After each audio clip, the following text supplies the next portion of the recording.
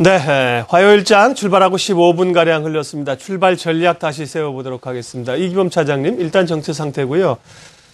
주택 지표들이 미국이 발표가 많이 된다 그러고요. 또 월말 되면 경제 지표가 많이 발표됩니다. 주목할 것들 어떤 게 있을까요? 일정부터 봐주십시오. 네, 그렇습니다. 이번 주에 상당히 좀 중요한 게 좀 많이 나타나 있습니다. 먼저 이제 9월 달이라면 분기별로 3분기 말입니다. 그래서 기관들 수익률 제고에 이제 좀 들어갈 것 같고요. 그래서 아무래도 9월 이번 주 마지막 주는 전일에도 연기금 매수 형태를 봐서 알다시피 그 윈도우 드레싱의 기대감을 소폭으로 좀 가져보고 있습니다.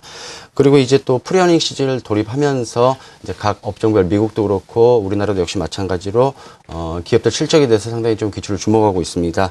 그리고 이제 독일은 해외 같은 경우는 독일은 앞서 발표했습니다. 그 2분기 성장률 확정치에서 발표를 했었는데 상당히 좀 실망치가 좀 나왔습니다. 근데 이번 주에 27일 날 미국과 영국이 2분기 성장률에 대해서 확정치를 발표하게 돼 있고요. 다음 날인 28일 날 프랑스가 역시 2분기 성장률을 발표하고 있습니다. 시장에 대한 컨센서스는 상당히 예상치보다도 안 좋은 건 이미 알고 있는데 예상치보다도 조금 더 저조할 것이라는 시장 우려감이 좀 나타나고 있습니다. 그래서 아무래도 이번 한 주간에는 이런 여러 가지 일들이 있기 때문에 시장 추가 상승 탄력보다는 아무래도 기간 조정이냐 좀 가격 조정이냐 아니면은 전일처럼 장중 조정으로 끝나느냐 좀 지켜볼 필요 있겠습니다.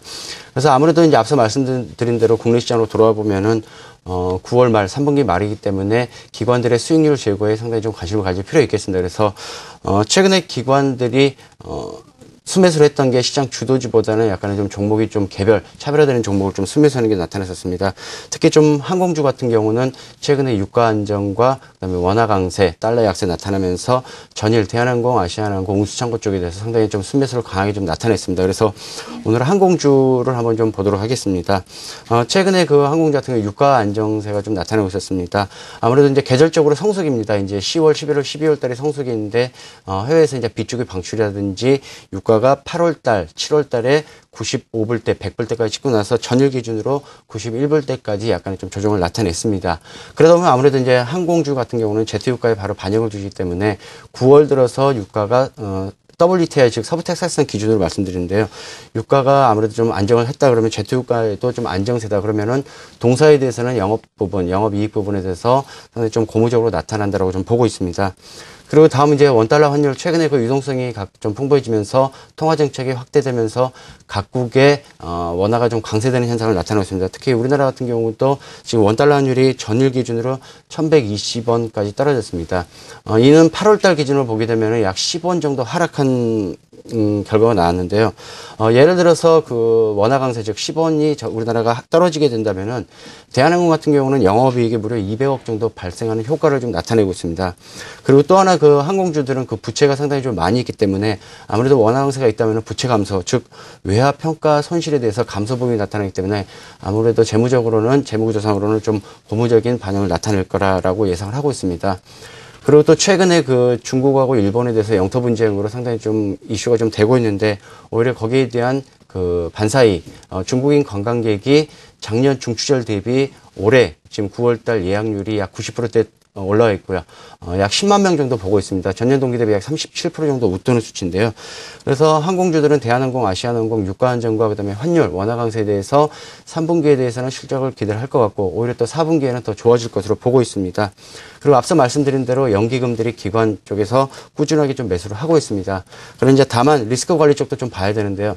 대한항공 같은 경우는 카이 항공우주에 대해서 인수권에 대해서 시장에서 우려감을 나타내고 있는데 이 부분만 시장에서 크게 두각되지 않는다면 단기간 대한항공, 아시아나항공 수급도 좋아지고 실적 호조 있어서 좀 시장에서 관심을 가질 필요 있겠습니다. 마지막 수급과 결정 분석 짚고 넘어가겠습니다.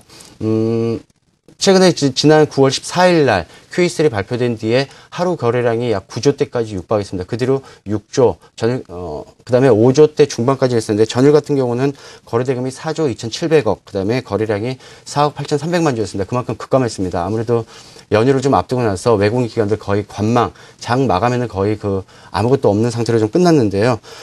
이번 주 한 주간에도 외국인들, 오늘 매도세 좀 소폭이나 보입니다만은 외국인들이 팔지 않는 한 기관이, 연기금이 앞서 말씀드린 대로 윈도우 드레싱 효과를 나타낸다면은 하반 경직선을 뛸 거라고 좀 보고 있고요. 반드시 외국인들, 기관들, 현선물 반드시 좀 체크할 필요 있겠습니다. 기술적 상으로 봤을 때는 전일처럼 장중 조정이냐 아니면 옆으로 기는 그 기간 조정이냐는 반드시 좀 체크할 필요 있겠고요. 단기적으로 이번 주말 9월 말까지 해서 단기 밴드 레인지는 하단 5일선인 1980선, 그다음에 상단은 2057 연중 최고치였던 3월 14일 기준이 2057포인트까지 잡도록 하겠습니다. 네. 항공주 관심 있게 보자고 하셨고요. 기술적 분석까지 하셨습니다. 박형경 의원께서는 이제 추석을 며칠 앞두고 있는 상황에서의 전략을 주신다고요? 예, 글로벌 증시가 유로존의 해결을 둘러싼 잡음으로 인해서 그리고 또 경기 둔화에 대한 우려감으로 인해서 상승 모멘텀이 좀 부족한 상황입니다. 그렇다고 해서 하락 쪽으로 방향을 잡기에는 각국의 그 부양 의지가 워낙 강한 상황이기 때문에 위로도 아래로도 아직은 좀 모멘텀이 부족한 상황입니다. 여기에 다음 주에는 10월 1일의 추석 그리고 10월 3일 개천절로 인해서 이틀간 샌드위치로 시장이 예정이 되어 있습니다. 안 그래도 추가적인 모멘텀을 기다리면서 눈치 보기에 들어가 있는 시장 상황에서 다음 주 두 번의 휴장이 또 예정이 되어 있기 때문에 위로든 아래로든 모멘텀이 생기기 전까지는 지수 자체는 좀 제자리를 보일 가능성이 높을 것 같습니다. 그렇다면 상대적으로 코스닥 시장이나 중소형주 내에서의 개별 종목들이 선전할 수 있는 여건이 마련된다고도 볼 수가 있겠는데요. 다만 2008년도에 금융위기가 발발한 이후에 거의 4년 이상 동안 코스닥 지수의 강한 박스권 상단으로 작용하고 있는 540에서 550선을 거의 앞두고 있는 상황이기 때문에 종목별로 좀 차별화된 전략이 필요하지 않은가 생각을 합니다. 우선 최근 들어서 무서운 상승세를 보이고 있는 중국 인바운드 관광 수혜주의 경우에는 추석 전에 그러니까 이번 주 중에는 좀 한 번쯤은 차익 실현이 필요할 것으로 생각을 하고 있는데요. 이번 주 토요일부터 시작되는 중국의 중추절과 국경절 명절이 겹치게 되면서 중국인들의 경우에는 9일 이상 되는 이 황금 연휴를 맞게 되었고 또 이 기간을 이용해서 한국을 방문하는 관광객 수가 전년보다 40% 가까이 급증할 것으로 예상이 되고 있는데요. 작년에 이 중국 관광객 1인당 그 평균 소비 금액이 $1,900 정도였다고 하는데 인당 $1,900 계산을 해보면 대충 한 2천억 원 이상의 소비가 발생할 것으로 예상이 되고 있습니다. 이로 인해서 중국인 관광객 증가에 따른 수혜가 예상이 되는 여행주나 호텔, 카지노, 화장품주나 의료기기 종목들의 강세가 연일 나타나고 있는 그러한 상황인데요. 다음 주 추석이 지나면 이러한 모멘텀의 상당 부분이 약화될 수밖에 없기 때문에 이번 주 내지는 다음 주 중에 뉴스를 통해서 중국인들이 몇 명 우리나라를 찾았다. 이러한 뉴스가 나올 때쯤에 대해서는 한 차례 정도의 차익 실현을 하고 가심이 바람직하지 않은가 생각을 합니다. 한편으로는 올 추석 때 좀 화제거리가 될 만한 이슈들을 예상을 해보았는데요. 우선은 게임입니다. 작년 추석 명절 때 아이폰 5와 갤럭시 S2의 인기로 인해서 스마트폰 사용자의 저변이 확대가 되었다면 이번 명절 때에는 모바일 게임 사용자의 저변이 한층 더 확대되지 않을까 예상을 해봅니다. 과거에 주로 남성과 젊은이들을 중심으로 해서 PC 기반의 온라인 게임이 활성화되었다면 이와는 달리 스마트폰을 기반으로 한 모바일 게임의 경우에는 여성과 중장년층까지도 사용자층을 넓히고 있는 모습인데요. 이번 명절을 통해서 이러한 현상이 더욱 강화될 것으로 예상이 됩니다. 특히 주요 게임 업체들이 카톡에 이어서 NHN의 라인을 통해서 신규 게임을 출시할 예정이라는 점도 모멘텀으로 작용할 것으로 예상이 됩니다.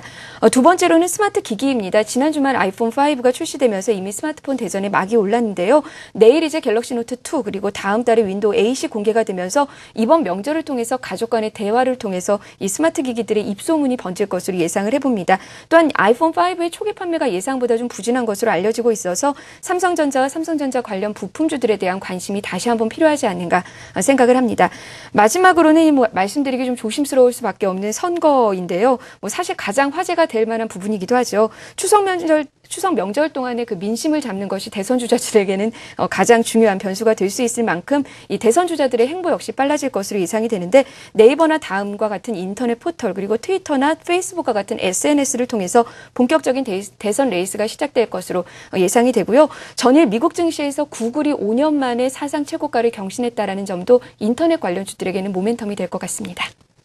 예, 추석을 앞두고 눈여겨볼 만한 그 개별 종목들, 테마들 정리해 주셨습니다. 출발 전략 여기까지 하겠습니다. HM치투자증권 분당지점 이기범 차장, 우리 투자증권 머그클럽 박형경 연구위원 두 분 함께했습니다. 고맙습니다.